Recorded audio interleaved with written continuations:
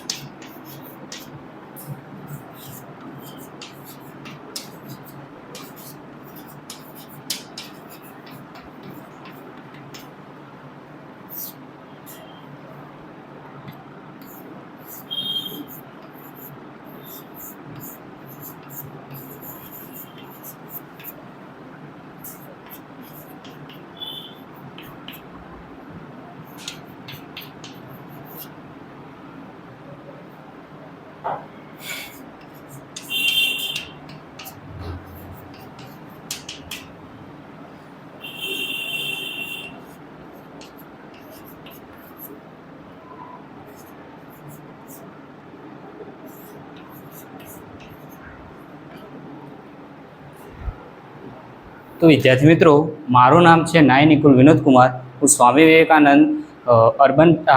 વિવેકાનંદ સર્વોદય bank education કોલેજનો પ્રશિક્ષણાર્થી છું. હવે હું તમારો પરિચય મેળવીશ. તમારું નામ શું છે? બેસ. તમે શેમાં આવો છો? તમે ક્યાંથી આવો છો? તમને શેનો શોખ છે? તમને કયા વિષયમાં અભ્યાસ કરવો ખૂબ ગમે છે? તમારું નામ શું છે? તો વિદ્યાર્થી મિત્રો, આપણને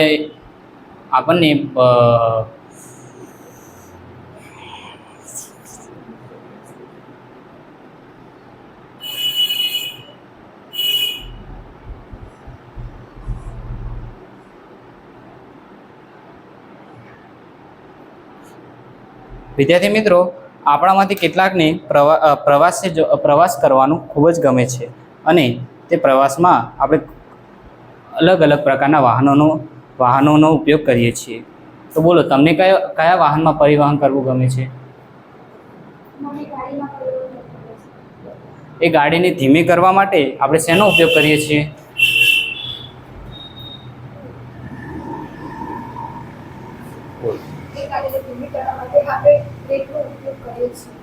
બરોબર છે. બેસ. તો વિદ્યાર્થી મિત્રો, આપણે જ્યારે બ્રેક લગાવીએ છીએ ગાડીને, ત્યારે તેના પર એક ઘસારો થાય છે, અને જેના દ્વારા ગાડીની ગતિને ધીમી કરી શકાય છે. હવે આપણે એક બે પ્રયોગ કરીશું. આપણે સૌથી પહેલાં હાથને નજીક લાવો અને પછી ઘસો.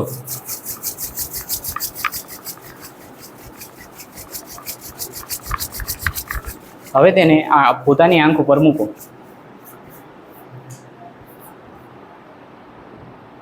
બોલો, તમને શું અનુભવ થયો?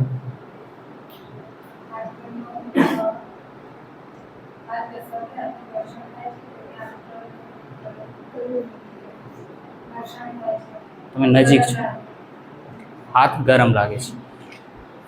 આ ગરમી શા કારણે ઉદ્ભવે છે?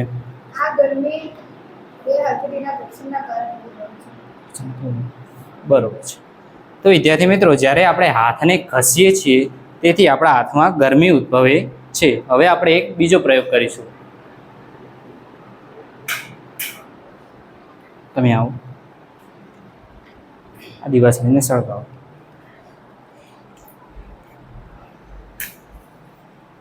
બધાને દેખાય એવી રીતે સળગાવવાનું છે. એક કામ કરો, તમે બેસી ફિલ્મ ન બોલાય એવું હોય તો તમે આવો, આ દિવાસળીને ક્લાસની સમક્ષ સળગાવો.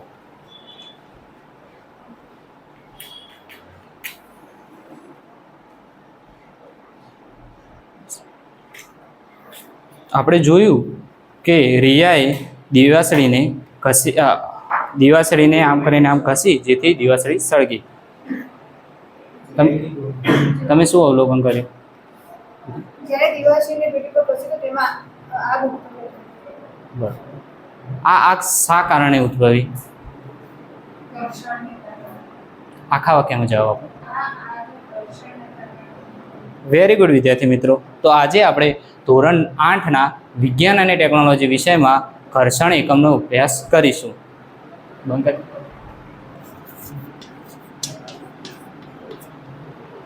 Thank you.